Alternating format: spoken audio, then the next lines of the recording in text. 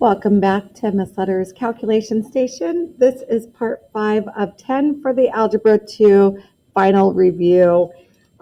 We left off at number 4 and factorizing. Remember, this is your ABC, and we have 3x squared minus 8x plus 4.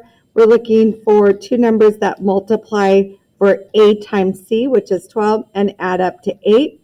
All the factors are 1 and 12, and 2 and 6. 2 plus 6 gives me that 8. So when I do this, I have two parentheses with ax in both. Here's ax in both. And my two numbers that multiply to 12 and add up to 8 would be -2, -6. Now I can factor out a 3 here, and I get 3x minus 2, x minus 2, giving me the answer of A. Question 5, what's the square root of -64? If I were to break this up, I would have the square root of -1 times the square root of 64. That's a perfect square. 8 times 8 is 64, and we get -1. Everyone knows that the square root of -1 is I, so 8I. Go ahead and flip it over to number 7, and we have -3x plus 12I equals 15 plus 2y times I. We want to find the value of x and y that satisfy the equation. We're going to do real with real and imaginary with imaginary.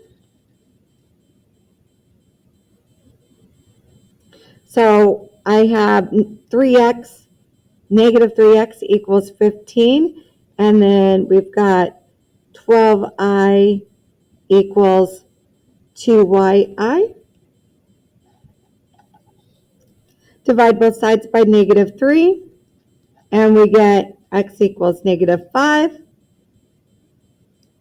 Here we are going to divide both sides by 2i. We're looking for y, so I'm going to divide by 2i.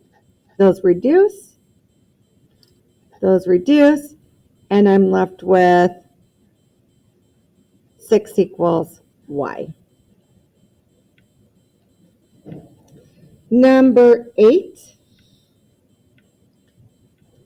we want to use the quadratic formula. Remember, this is ax squared plus bx plus c, so we have it in ABC order. I always like to put a 1 in there, and we get opposite b plus or minus the square root of b squared minus 4 times a times c all over 2 times a. Now the first thing you want to do is put this in the calculator. Just what's under the radical, do not include the radical. So we're just finding the discriminant. The discriminant is the number under the radical, not including the radical. So we've got 57. So we have -7 plus or minus the square root of the discriminant all over 2. So remember, the numbers under the radical is the discriminant. And there's my answer. So we've got, let's see here, it looks like answer, this one right there, but the last one. All right, on number 9, perform the operation. There's so many ways you guys can do this. I've always liked using the Punnett square.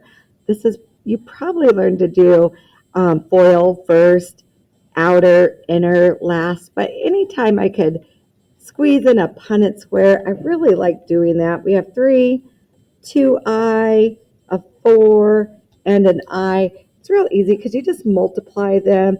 It makes it really nice and simple. 4 times 2 is 8i, 3i, and 2i squared. And it just gives you that nice visual where those two are added. Now I'm going to put this in order of largest exponent. So I have 2i